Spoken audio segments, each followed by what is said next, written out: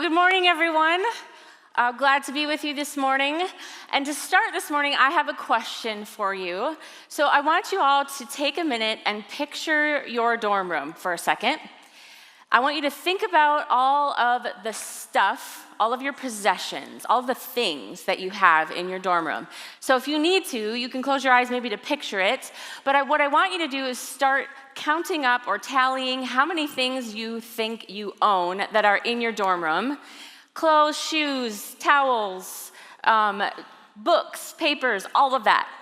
Technology, all of that. See if you can count up how many items you think that is, and then I want you to shout out some answers. What do you think? How many items do you think you own? Take a guess. I can't hear your answers. Shout them out. 73. Okay. Anybody have another guess? Or how many? 410. Okay. Lots of answers out there, right? And that's probably actually a hard thing to do, to think about actually how many things we have. A few weeks ago, I was curious about how many possessions or items or stuff the average American has. So I asked ChatGPT, and what do you think the number is? The average American owns this many items. What do you think? Shout out some answers.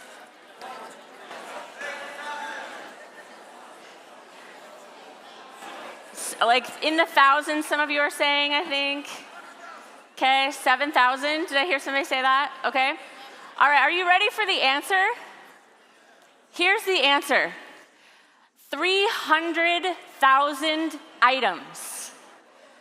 Okay, and you guys, that was from a study that was done in 2014, which is 11 years ago. I can imagine that number is even higher today, right? That's a lot of items. And here's the thing, our culture does not make it easy for us to limit the amount of items that we have, because I can literally pick up my phone, click a couple buttons on Amazon, and have whatever I want come to my door this afternoon. It's really hard in our culture to limit the amount of things that we have. And here's the thing, you guys, it's okay to have stuff. We need some things to live, right?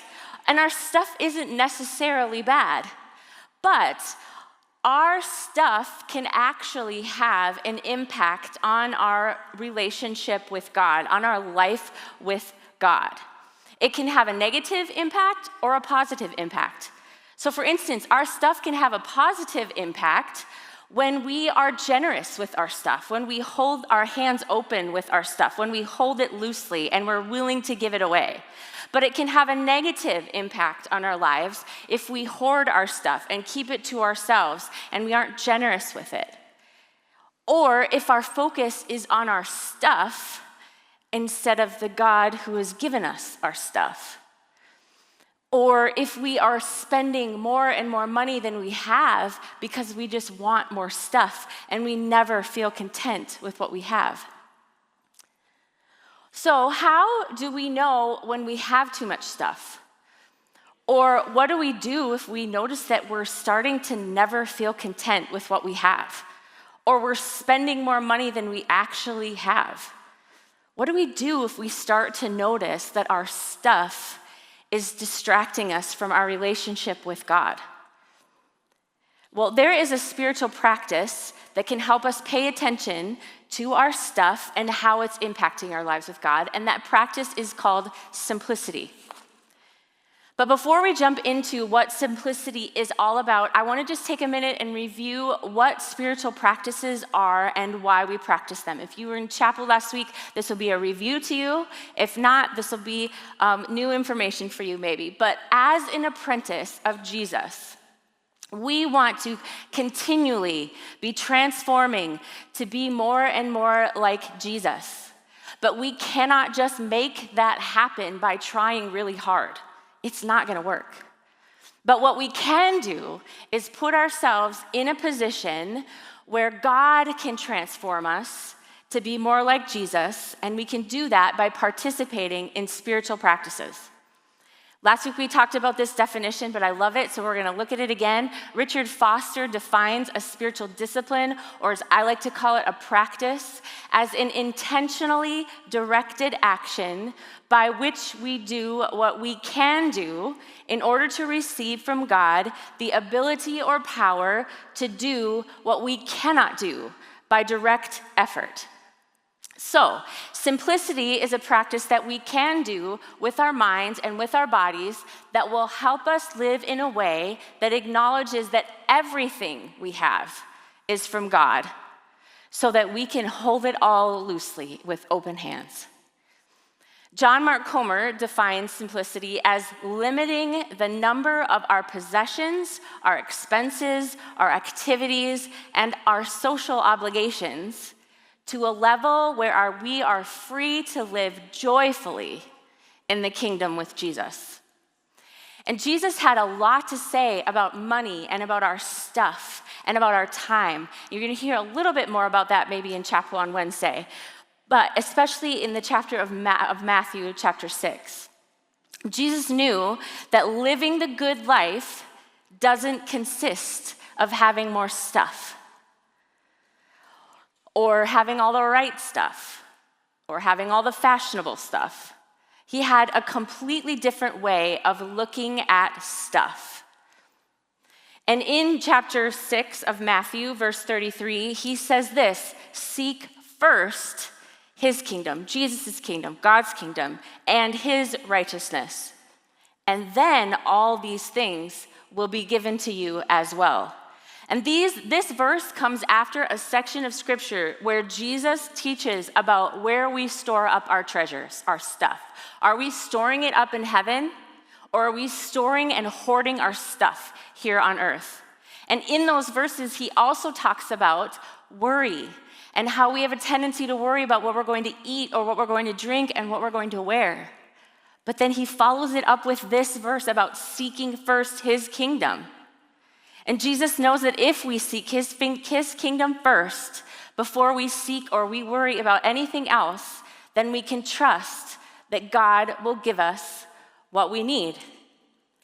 I love this too, what Richard Foster says about simplicity. He says, simplicity sets possessions in the proper perspective. It rejoices in this gracious provision from the hand of God. Simplicity helps us remember that God has given us everything we have. And as we practice it, we're reminded that we are actually dependent on God to give us the things that we have. And he gives to us generously because he loves us. Simplicity is about trusting God to give us what we need and to help us hold our stuff loosely so that we're willing to share it with others or let it go when we need to.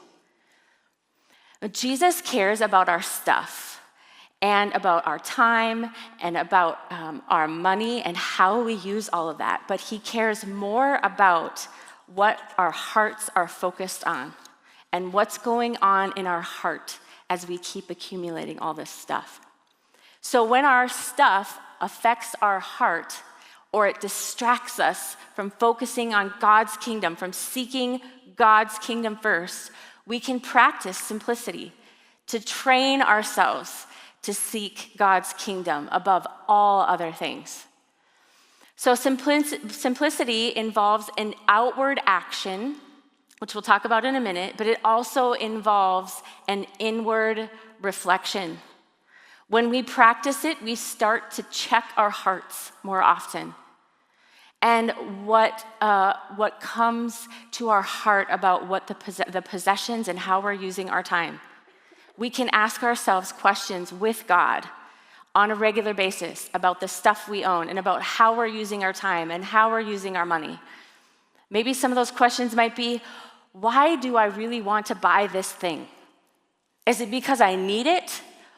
Or could it be that I'm buying it because I want to feel better about myself? Or could it be that I'm buying it because I want someone else to like me because I have this thing? Or I want to look better in front of other people, and if I have this thing, that'll make me feel better and look better in front of people?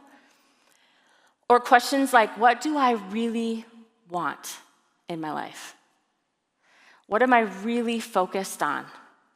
And will this thing help me keep my eyes focused on Jesus or not?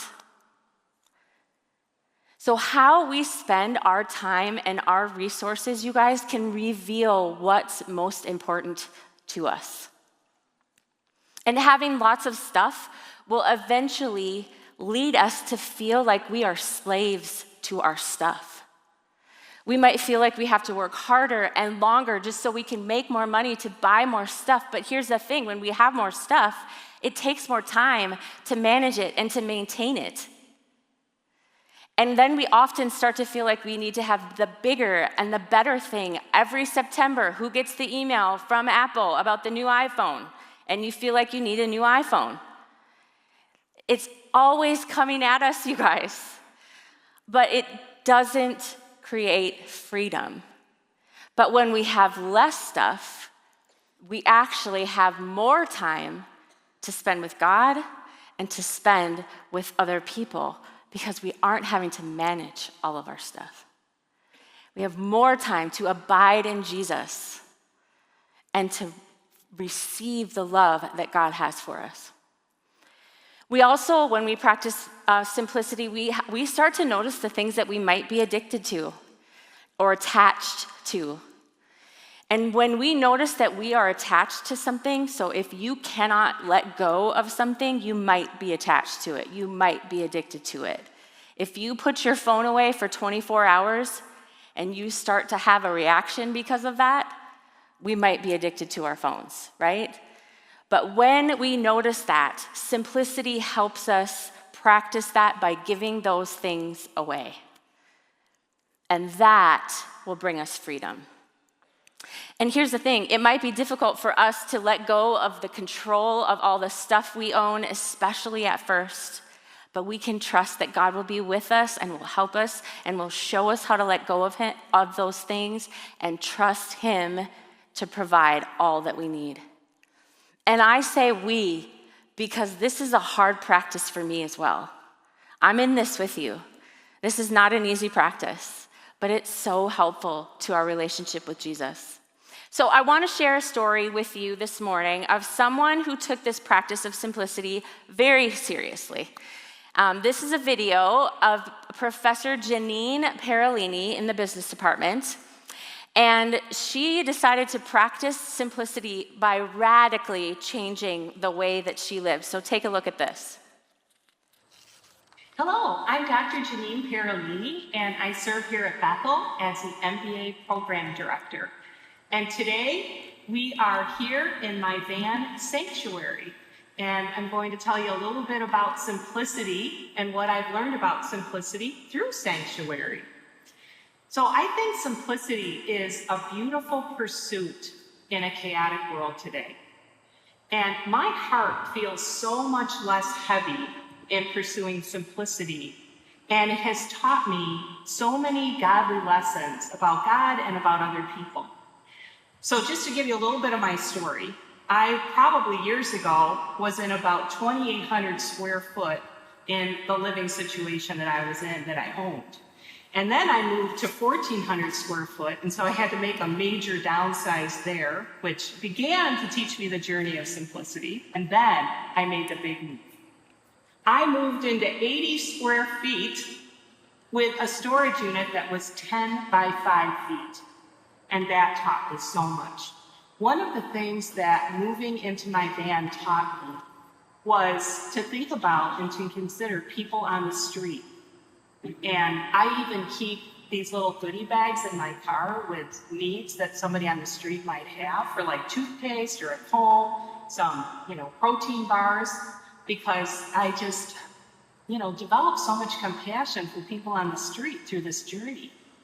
And then it also trained me to want less or to expect less, not necessarily like less in relationships or less for people, but to expect less in terms of material things. I think it really helped me with my entitlement and helped me to lessen the entitlement. It's also freed me up for more experiences and people time. So really what I take, instead of working on things at home and keeping up my stuff, I spend more time in experiences with people, which I love. So simplicity and pursuing it has really taught me so much about God and other people. It's given me a heart for the less fortunate. It's given me a lighter heart. It's helped me to have more room for experiences with God and with people in my life. And it's trained me to be less entitled. So I pray that you take this journey, and as you listen to the message today, that you will seek the Lord and that you will listen to what he has to say about simplicity in your life. And I pray for you. Thanks for listening. So it takes courage to do what Professor Parolini did, but God showed her so much through that process, like you heard her say, including realizing that because she had less stuff, she had more time for God and for people. But you will be grateful to know that I am not asking you to move out of your dorm room and move into a van. Please don't do that while you live on Bethel's campus. Maybe God will invite you to do that someday, but there are tons of other ways that we can practice simplicity. And this week, we are going to invite you to start looking at your stuff and to do something I call a stuff audit. So this is an invitation for you to look at the stuff that you own to see what you really need, what you might be able to get rid of or give to someone else who could use it. Now hear me, friends. This is not meant to be a legalistic practice. None of the spiritual practices are. God invites us to participate in them for our own transformation and for the sake of others. And it's an invitation. Practicing simplicity is this invitation from God to pay attention to our hearts and to notice the things that might be distracting us from our relationship with Jesus.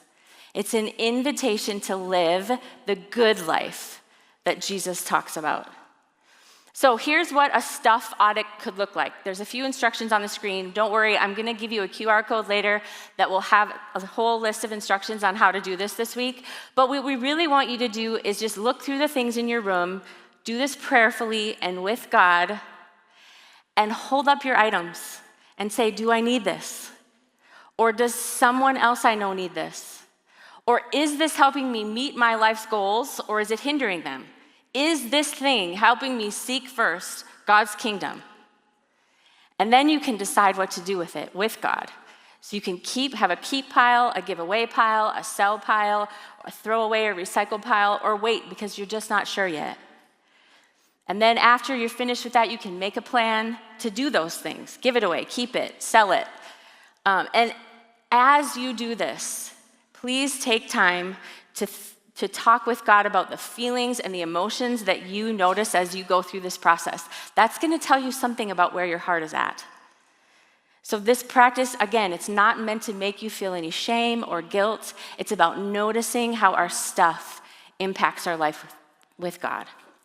There's a couple questions on that sheet that you can go through with God as a reflection after you're done doing this.